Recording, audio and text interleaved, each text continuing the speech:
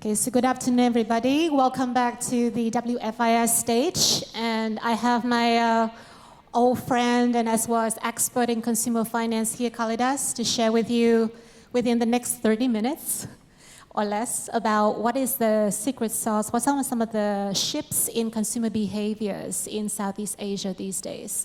So Kalidas, when was the last time we met? Was it like... You have forgotten me, so we met a long time back.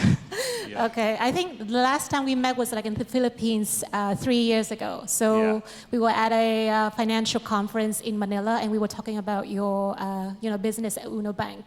Yeah. So fast forward 3 years, and now we are back in Vietnam. And maybe the very first question that I would like to ask you is that, let's say in the last 3 to 5 years, is there any major shift in consumer finance or consumer behavior that you have noticed in the region? Yeah, I think the IDs are getting more and more regular. You know, Philippines is doing the unique ID. Vietnam has already done it. So as the biometric IDs and unique IDs gain roots, consumer finance is also gaining roots. And also we see that the resistance to borrowing is coming down, right? So more people are borrowing. It may be a good thing, it may not be always a good thing because over leverage has to be prevented. So I think it's the right time to bring in more technology and leverage the developments which are happening in the technical world, but also in consumer behavior, and make borrowing more affordable, but also safer for the consumers. Okay, so we are like getting right onto the point, about consumer data, consumer information. I know you get billed by minutes, so we will just dive right into the question of whether you think that in Southeast Asia at this point, do you still see a lot of growth potentials in the market recently after decades navigating in the region? Yeah, absolutely. I mean, if you look at the total population, the bankable segment, and people who are using credit, just the formalization of black market lending will probably increase the formal sector by at least 2 to 3 times. So the growth is going to continue for 2 to 3 years, but it has to be made sure that it's a safe growth and there is no significant credit risk building in the population in the market, as we sometimes see in markets where growth is not controlled properly. Okay, so you have picked on some of the very important keywords. I think it's the credit risk and the sustainability. So how can we offer a product which is scalable but also safe at the same time to the consumers? What is your experience on this? I think all 3 segments, that is the consumers, the regulators, and of course the financial institutions, have a role to play. I think the consumers have to make sure that they understand credit, and the financial institutions are responsible for not only educating the consumers, but also making sure that there is transparency in the lending, that there is adequate education of the customers of how to manage their portfolio. But also there is not a mad rush for building balance sheets without control. But I think the regulators also will have to play a very important role. We have seen in Singapore, for example, where the regulators are now talking about absolute maximum exposure a customer can have across institutions, especially for unsecured credit. I think similar laws will probably have to be brought in many markets around the region. We see already where institutions are not being responsible of making sure that the customer is not being pushed over the debt edge when it comes to lending. We already see in some markets like Philippines, for example, where there is borrowing happening to retire debt, which means a customer is borrowing to retire a debt that he's already built up. Now, if that person is not prevented from taking another debt once that debt is transferred from the same institution, then obviously over a period of time there's going to be a build-up that the customer will not be able to service, and a good customer will turn into a bad one because the system was not responsible to nurture him. So that's an important factor which I think regulators will have to step in to make sure that the institutions are responsible. They are making sure that the customers are able to pay the debt that they are extending to.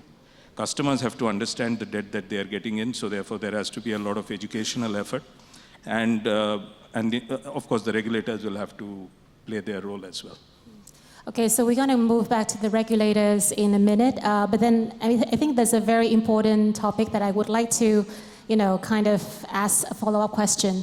So obviously we're talking about scalability versus sustainability. So right now, I think you mentioned about all of these black markets and how we should kind of switch from that kind of stage onto the current stage where we should have more financial literacy from the consumers, as well as the engagement from the institutions and as well as the government.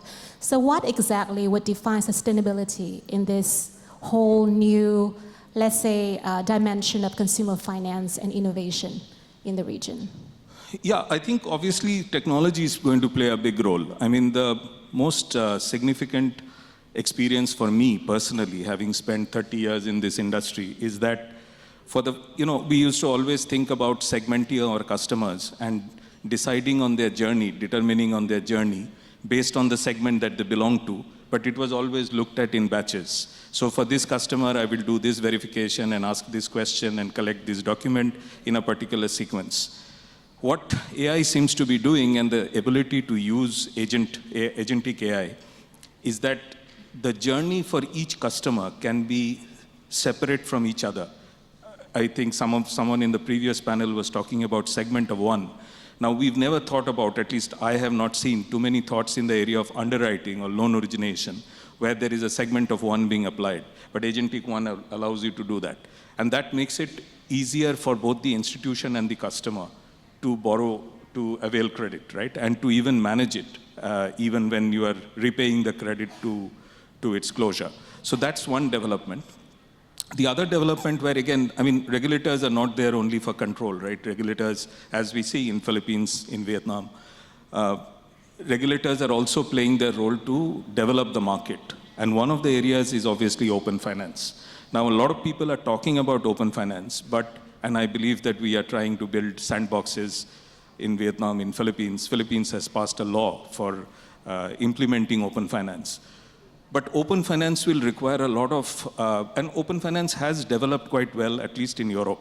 And therefore, there are successful examples or successful use cases or even regulations that our regulators around this region can obviously learn from and can actually implement.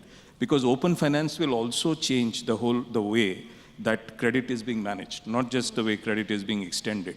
So embedded finance and open finance is with the help of Agentic, are probably the future of consumer finance, where finance will be part of the customer's daily life, where customers may actually utilize credit without even, without making an effort specifically for utilizing credit. It's a part of their journey every day, right? And that will require open finance, that will require embedded finance. But the open finance part of it really has to develop much faster than it is doing right now, because the regulators have to really step in over there. Because today there's a lot of thought about using open finance, but all the relationships, if you look around the region, whether it's in Vietnam, checking salary data or income tax data, in Philippines, your health insurance data, they're all one-to-one arrangements. So it's an institution working with a source to have an arrangement between the two. But there is no universal industry-level platform or framework in which institutions can interact with each other. And that's something which is absolutely essential for the future. And without it, actually, agentic AI will not be as effective if there is no framework for utilizing the information contained in the industry. I believe in India, there is this effort to develop something called OCEN, Open Credit Enablement Network, where there are stacks of information that you can access. India has aggregator framework where there are intermediaries who regulate the exchange of information. So these are some of the areas where I think markets like Vietnam, Philippines, Indonesia have to go in order to make sure that credit is available to the entire population in a safe and affordable manner. Yeah. Okay. Just a very minor follow-up question, because I know that our time is running out. Obviously, I think I'm a very big fan of open finance, and we do see a lot of potentials when we have this interoperability among different ecosystems and, let's say credit risk systems and management system as well. But then there's always the question of innovation versus risk.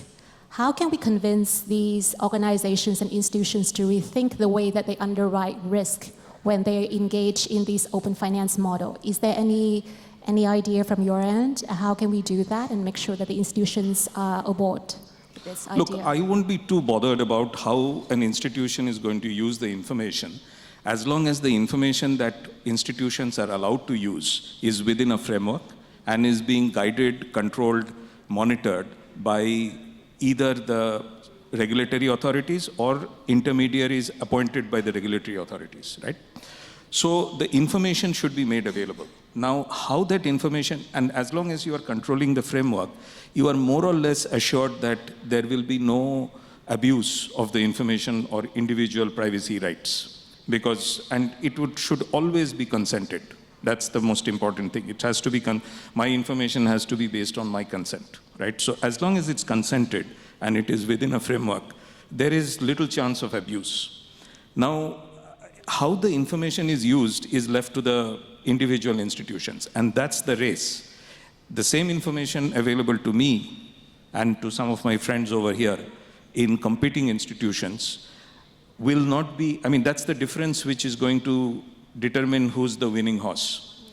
Because it's the same information to me, but how I use it is, I can tell you my prior experience with FE Credit. Thanks to the FE Credit analytics team, we used to do a telco scoring with a very famous organization that I won't, in Vietnam at least, that I won't name today, but we used to use the same information. We disbursed $2 billion of loans out of our $24 billion that we had disbursed over 10 years or 12 years. We disbursed $2 billion. I don't think there is any other institution who have even disbursed $200 million based on the same information.